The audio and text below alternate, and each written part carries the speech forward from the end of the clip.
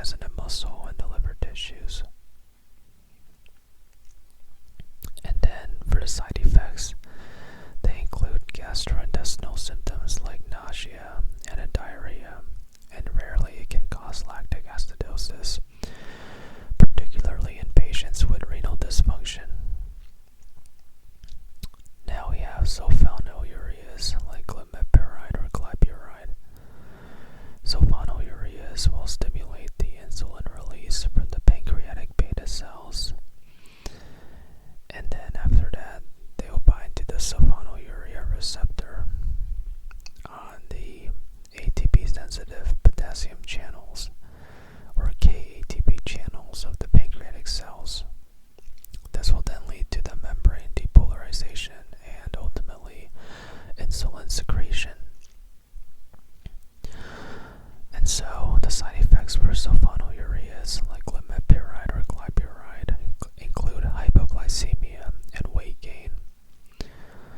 Hypoglycemia is probably due to that insulin secretion. Now we have DPP-4 inhibitors like sitagliptin or saxagliptin. So DPP-4 inhibitors block the enzyme called the dipeptidase 4, which is also known as DPP-4. So dipeptidase 4 normally breaks down the incretin hormones like the GLP-1 and the GIP. So what's special about these incretin hormones is that these hormones will increase the insulin secretion and suppress glucagon release when the glucose levels are elevated.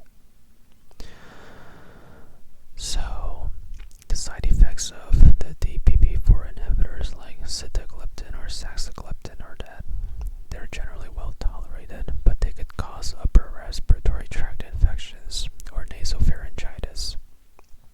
There's also a potential risk of pancreatitis, although it is rare. So just remember, DPP-4 stands for dipeptidopeptidase 4. Now we have GLP-1 receptor agonists like exenatide or liraglutide. So GLP-1 stands for glucagon-like peptide 1. GLP-1 is an incretin hormone that enhances insulin secretion in response to meals. It also inhibits glucagon secretion, and it slows gastric emptying, thus promoting satiety. GLP-1 receptor agonists will thus mimic these effects. And for the side effects, they include nausea, vomiting, and gastrointestinal disturbances.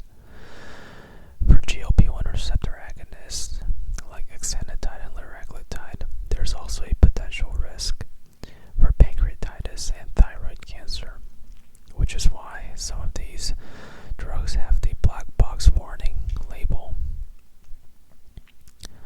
So just remember that GLP-1 stands for glucagon-like peptide 1. Next we have SGLT2 inhibitors, such as empagliflozin or canagliflozin. So these drugs will inhibit the sodium glucose cotransporter 2, or the SGLT2, in the proximal renal tubule, thereby reducing glucose reabsorption and increasing glucose excretion in the urine. So some side effects include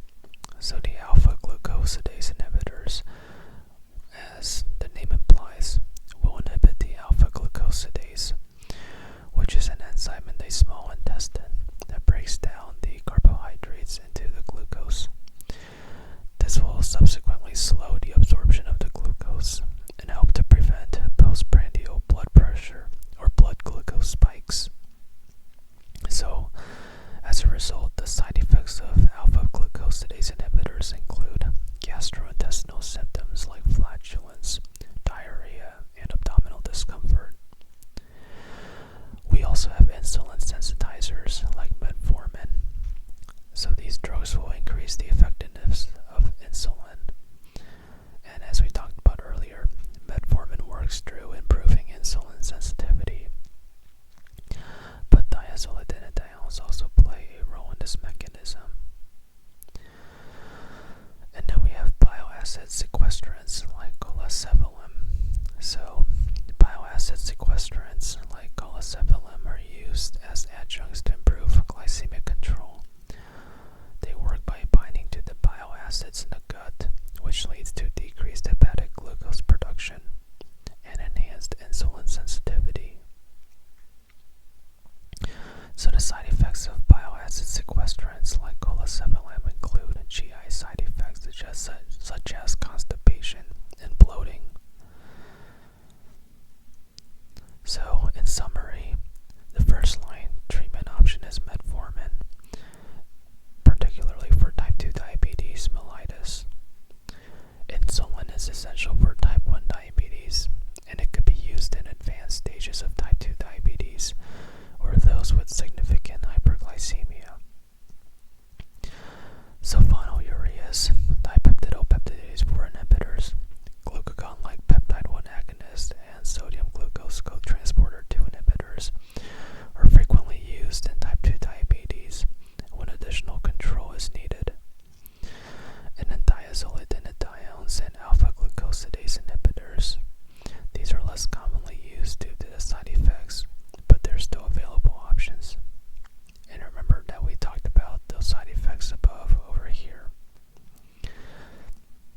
So, understanding these agents will help to optimize individualized treatment, addressing both the pathophysiology of diabetes